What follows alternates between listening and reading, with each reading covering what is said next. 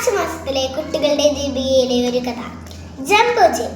പാചക വിദഗ്ധ മിസ്സിസ് പെരേരയുടെ വീട്ടിൽ. മിസ്റ്റർ പെരേര ഇവിടെയില്ലേ? പുറത്ത് പോയിരിക്കുകയാ, ഇപ്പം വരും.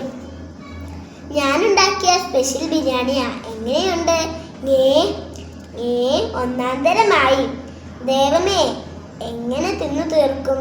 ഗ്വാ ഗ്വാ. എന്താ ജംബോജി?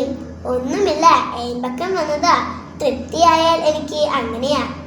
ഹോ, ഇനി പകുതി കൂടിയുണ്ട് പ്ലേറ്റിൽ. എങ്ങനെ തിന്നു തീർക്കുമോ ആവാം. ആ സമയം ജംബോജി, ഞാൻ എവിടെയെല്ലാം അന്വേഷിച്ചെന്നോ? നീ വന്നത് നന്നായി. മിസ്സിസ് പെരേര ഉണ്ടാക്കിയ ബിരിയാണിയാ ഇത്.